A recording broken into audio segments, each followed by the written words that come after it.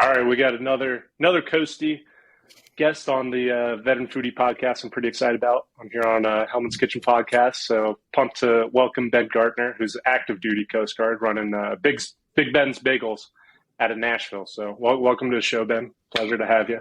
Thanks, Stephen. I appreciate it. Yeah, for sure, man. Let's see. Besides you, I had one Coastie vet on. He's a retired MK. You might have caught it. Doing a barbecue seasoning company. It was pretty cool. So you're only the second Coastie on, but I've only done a few. So okay, that's pretty cool right there. And any Coasties I need moving forward that own small businesses, I'll send them your way. Hell yeah, absolutely, man. I love it. That's cool though. So where are you at now? You're stationed in Nashville currently, right? Yeah, so I'm stationed in Nashville. I got here in 2019, and I was actually due to transfer this summer, but I got extended a year, so I got another year of hanging out in Nashville and cool. That's enjoying it. Was that did you have to push for the year extension, or did it just kind of fall in place for you? It just kind of happened. I mean, it was nice. Shot in the dark, and it actually worked out. So, okay, that's cool. For any non-military people listening in, typical unit might be 2 to 4 years, depending. Sometimes you get to extend if you're lucky, or sometimes when you're not lucky. It just depends, I guess. But that's cool, though, man. So I've never actually been to Nashville, and my wife especially keeps telling me I got to go check it out. She was just out there for some big bachelorette party. I guess that's a big bachelorette party destination, I keep hearing. Downtown Nashville. Especially in the last, I'd say 5 years, the bachelor party has just exploded downtown. But there's a lot more to the city than just like bachelorettes and partying and Broadway. Yeah. You know, like there's a big food scene. There's big community around farmers markets and restaurants, and it's a great city to be in, and it just keeps growing and getting better. Nice. One of my best buddies, Fergie, is from Tennessee area. He keeps telling me we got to go check it out for some live music, and I'm a big country fan myself. I don't know, you like country out there, or you like other? What's your genre? I listen to whatever. Anything. Yeah, I listen to anything. All right, cool. I know it's like big country influence out there, which is kind of cool. Keep wanting to check it out. You guys got like a big lake out there too? Is that a thing in Nashville or no? Yeah, so we have Percy Priest Lake. Okay. Is it like massive or what? Play around all summer. You know, it's a lot of fun. Cool. Is there a Coast Guard station out there for that lake too, or no? Actually, there's not. No, no, we're the only one out here in Nashville. Okay, gotcha. All right, cool. That's cool though, man. So where else you been stationed in the Coast Guard? What other units? So when I was at boot camp, we put in our dream sheet. I was fully planning on going to Hawaii, and I was hell-bent on going to Hawaii. And one of our instructors was talking about Guam and like how cool it was and the different culture and whatnot. And I was like, you know what? I'll just put down Guam number one. I don't care. Like, there's no way I'm going to get it right. 2 weeks later, I found out I'm going to Guam, and I was on the Sequoia for 2 years, and I got that's the buoy tender, right? Yep. Hell yeah. Cool. Yeah, we did like half buoy tending, half law enforcement, so it was a good mix of everything. That's cool. That's a 225? Yeah, I was on a 225. Okay, cool. So that was my first unit out of not Guam, but I went to Homer, Alaska on a 225, the Bull of the North. Yeah, it was like a glorified construction worker. I felt like I was an A gang over there. I didn't know what the fuck I was doing mechanically, to be honest, but it was a cool experience either way. Absolutely. Yeah, I loved it. I mean, I had a ton of fun, and I got to see a whole side of the world that I had never seen before, so that was cool. That's cool, man. I know. I feel like anybody I've ever met who's been stationed in Guam just like basically loves it. One of my good buddies, Witter, just absolutely loved it out there. He's like a big fisherman, hunts for abalone and stuff. So he liked it a lot out there. Absolutely. But, that's cool though, man. So Guam, how long were you stationed out in Guam? I was there for 2 years. 2 years? Okay, cool. As a non-rate? Yeah, I was there as a non-rate. So I was waiting to go to MSTA school. Okay, gotcha. So I was there from September 2016 to December 2019. No, December 2018. Sorry.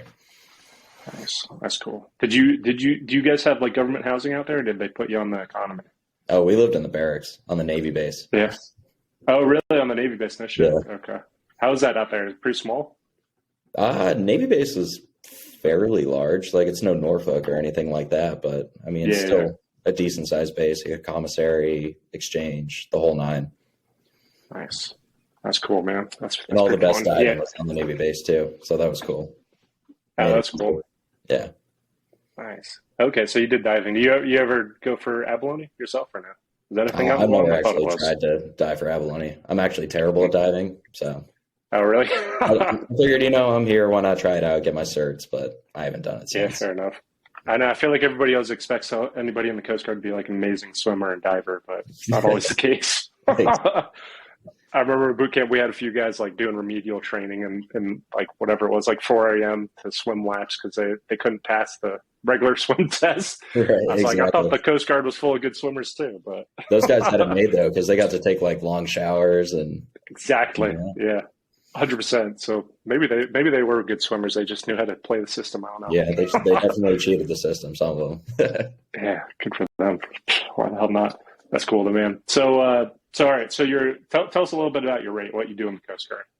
So I am a marine science technician, second class. I work in the oil field, so I work in prevention mainly. So I work with facilities that transfer oil over the water. So I ensure they're compliant with the Code of Federal Regulations. Whenever they do spill, I come in and I am a pollution responder, and I work with contractors to clean up pollution and hazmat that happens to get in the river from commercial sources. Interesting. I always thought that was one of the more interesting rates that I'll be honest, I didn't know anything about while I was in the Coast Guard, but then I got out and started meeting people and they're like explaining different parts of it. And I don't know if it was your mindset or not, but did you pick that rate because it would translate well to the civilian world? Just out of curiosity. Yeah. So I originally joined to be a bosun's mate because I've always been around boats. I always like law enforcement, stuff like that. And I was talking to my bosun mate friends in Guam, and they were like, "Hey, man, if you qualify to be an MST, you should just be an MST." And I was like, whatever. I'll put my name on the list, see what happens. So I didn't really even know anything about it until I went to A school and started meeting people that were actual MSTs. That's pretty cool. That sounds like a good gig too. If anybody's viewing in, watching, even of the other branches, this always catches them off guard. So Coast Guard, you as active duty, you start off as a non-rate. Basically means you don't have a specific job yet, and you have to apply to an A school. The acronym, I guess it's just advanced school. Is that what it is? A school? Yeah, in other branches, it's like MOS. Yeah, same kind of concept. You go in, you train for however long. Like, for instance, me going the cooking route, I was at Petaluma, California for 3 months, came out as a cook. Then I had my specific job in the Coast Guard. But some rates, like MST, for instance, you waited 2 years, right? Yep. I think some of the aviation guys, they might wait for 4 or 5 years back when I was in. I don't know if it's changed since, but I don't think it's that bad anymore. It's not that bad anymore? Okay. I remember some guys on our ship were waiting the whole time. They basically served their whole sentence on our ship as a non-rate because of it, but it happens, That's motivation and dedication right there. Yeah, exactly. That's cool, though, man. So interesting. So you think you're going to do anything with that rate once you get out, or you think you're going to continue with Big Ben's Bagels, or what? I don't know. I got another 3-4 years on my contract, something like that. Okay, cool. And from there, I don't know. I have a friend here that once I leave Nashville next year, he's going to take over the business. And nice. The day-to-day operations, I'll run the financials and whatnot. But I don't know what I'm going to do after this. I'm looking more into law enforcement on the federal side. Cool. I don't know. Yeah, fair enough. I'm just trying to get my degree right now and get that over with, and then. Oh yeah, cool. Where are you going? I go to Southern New Hampshire. Nice. All right, yeah. Cool. How much longer you got? I got 10 more classes, so a little under 2 years. Classes. Okay, cool. What are you studying? What's your major? I'm studying business administration. Cool. Nice, man. Cool. So are you using tuition assistance right now? Yeah, I am. Are you using? Mm-hmm. Okay, cool. Nice. How's that work? How's tuition assistance work while you're active duty? So tuition assistance, they allow you to use up to $4,500 per fiscal year. to go to school. It's all paid for by the Coast Guard, and anything that you have to pay for out of pocket, it gets reimbursed by the Coast Guard as well. So essentially, as long as you're in the Coast Guard, you're able to go to school for free without actually using your GI Bill. That's right. That's a sweet setup right there, man. I'm pumped to hear you're doing that. I think a lot of people don't take advantage of it, or maybe they're on a ship and it's harder, or whatever version of it. But I always love to hear when people are able to take advantage of TA, because it's great benefit.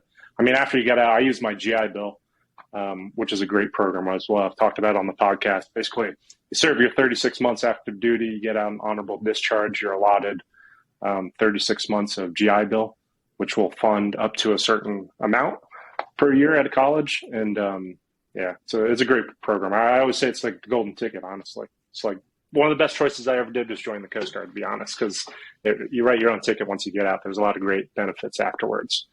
So that's good to hear, man. That's cool. And then once you get out, if you don't transfer it to your dependents, your GI Bill, you can use it for a master's or whatever, or go take some. I fully plan on transferring it to my daughter, because that'll hook her up in the future. Nice. That's great. So I, previous to working on Hellman's Kitchen full time, I worked at Fordham University in New York City. It's a private institution, college education. We got a lot of student vets that didn't realize while they were active duty, they needed to transfer their GI Bill benefit while they were active duty to their dependent. So they got out and they're like, oh shit, I'm stuck with the GI Bill now. So they came and used it themselves. But that's a big part of it. So I'm glad you already know that bit. That's important right there. Yep. You got to use all the advantages that they give you, Absolutely. 100%. There's a program called VRNE too. I don't know if you're familiar with it.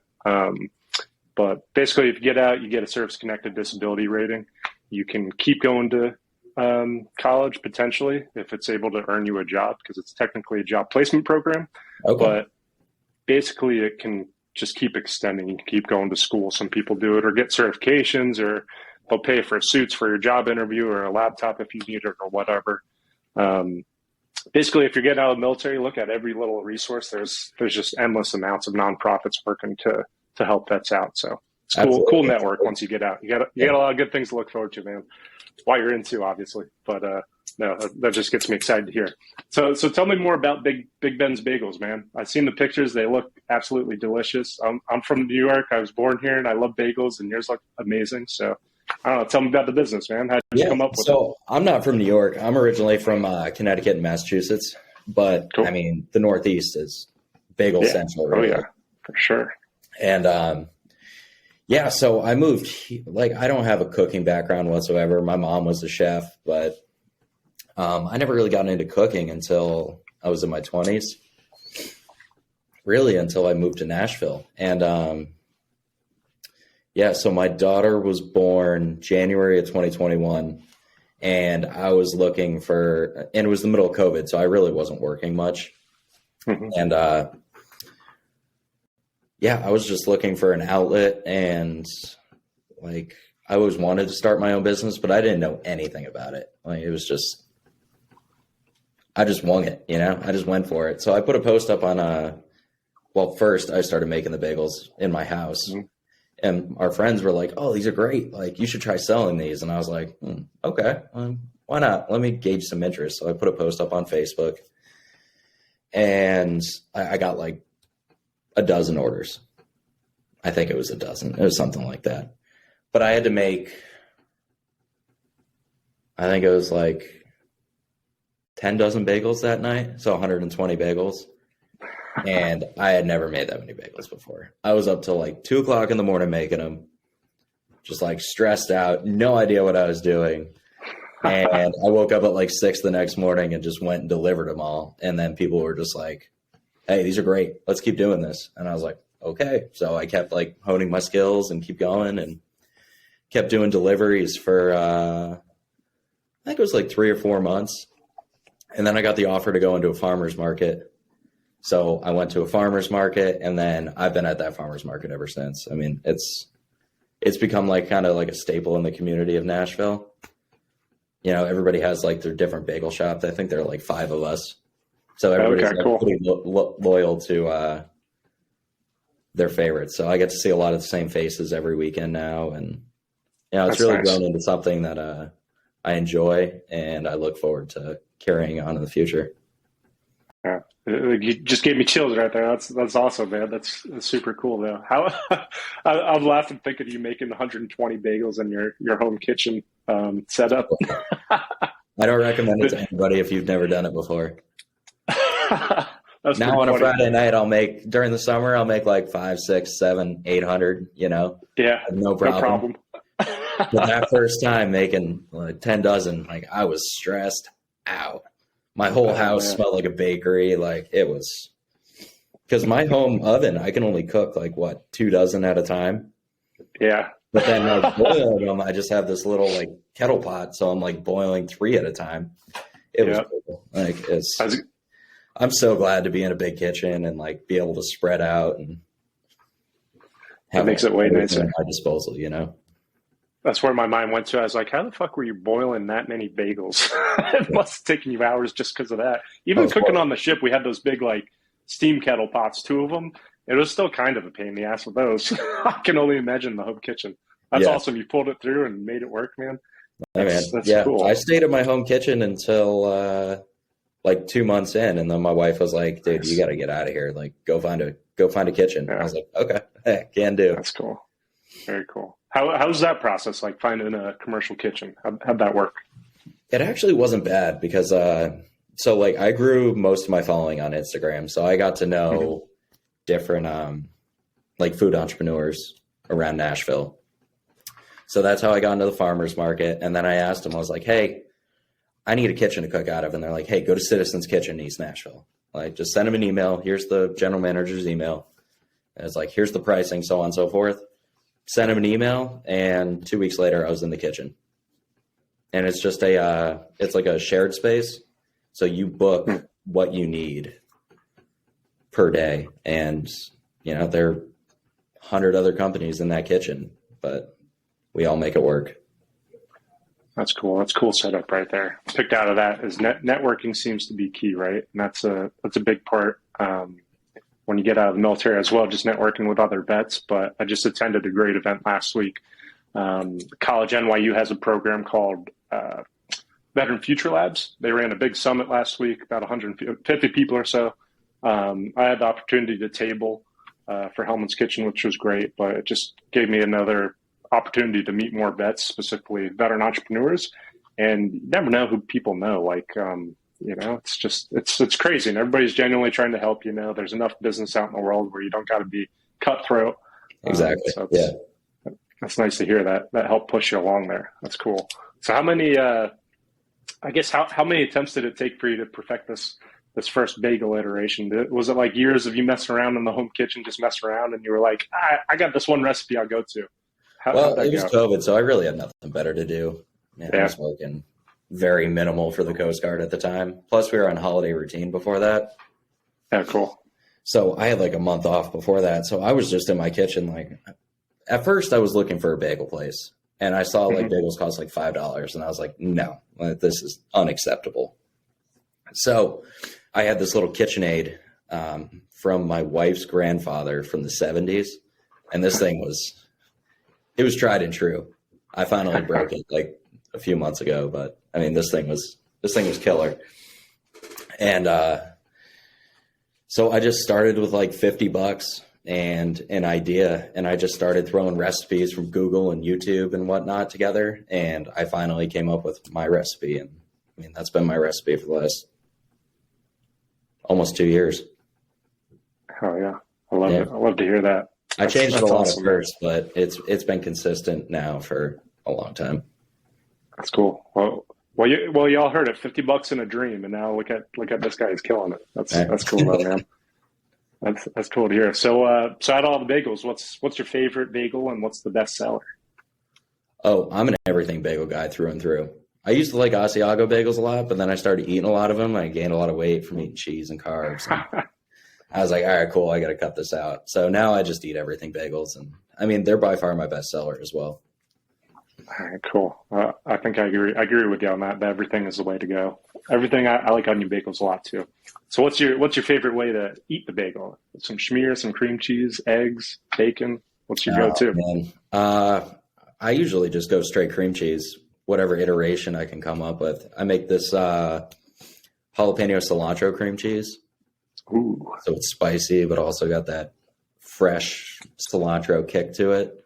It's real good. But also you can't go wrong with like a bacon, egg, and cheese or a sausage, egg, and cheese. You know, I wake up classics. super early in the morning before the market, cook all the bagels, and then I prep like 50 or 60 breakfast sandwiches, and I bring everything to the market. It's like, all right, cool, let's do this. 3 hours to sell everything. That's cool. Do you ever launch like new products just to try out that haven't done well? Out of curiosity, like any that you've just like tried out and people are like, maybe not.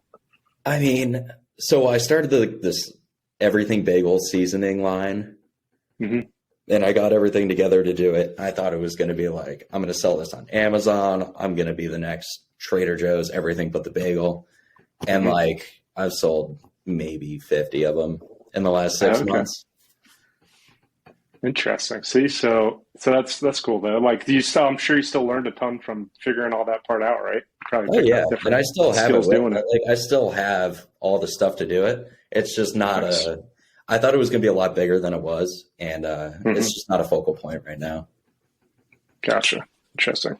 That's good. Good to know, though. Interesting. So, what's the future of Big Ben's Bagel look like once you move out of Nashville? You think you'll end up coming back to Nashville to keep running it, or expand, or? I don't know. It all depends where the Coast Guard sends me, honestly. Yeah. If I'm far away, it's probably going to be pretty hard to run the business. Mm-hmm. But if I'm close, if I'm in Florida, Alabama, North Carolina is really where I'm trying to go, it'll be easier to, pop right over to Tennessee and take care of business, Yeah. But hopefully, like in the next year, I'm trying to move into my own kitchen and then, like maybe get a little restaurant. Maybe not a restaurant, but just like a takeaway kind of place. Oh, cool. Yeah. That's a good idea. That'd be pretty neat. That's cool right there. You might have to send some senior leadership in the Coast Guard some bagels or something, sway their decision. I gave bagels to this admiral once, and he like sent me a person. Oh, yeah. That's pretty cool. Nice, man. Hit him back up. Be like, hey, what's up?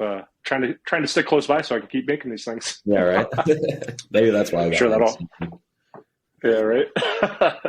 That's pretty cool, man. All right, cool, man. So, all right. So, any entrepreneurs out there listening in or aspiring entrepreneurs, you got any advice for them? Any best practices, just in general? What to avoid, what mistakes not to go into, whatever it may be. Follow your heart, man. And network as much as you can. Like at first, like I tried networking like locally, and now I focus more like networking around the country because you never know who you're going to meet. And every hand that you shake, every person that you talk to, like you never know where it's going to take you. Like for instance, like you reached out to me, right, from the Coast Guard memes post. Yep. And then you connected me with, I forget the gentleman's name, but he writes articles about veterans.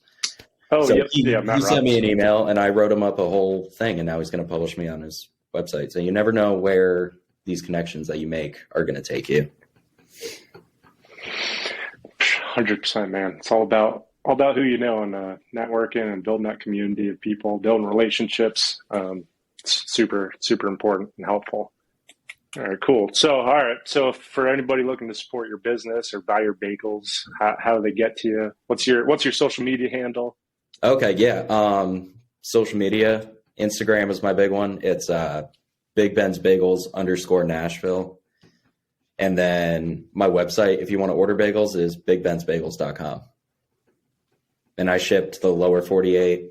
They'll be there within 3-ish days. Nice. Awesome, Ben. Well, it was a pleasure having you on, man. Anything you didn't get to we want to say? No, I think I'm all good. Cool. Awesome. Yeah. Well, thank you for having me, Steven. I really appreciate it, man. All right, brother. All right.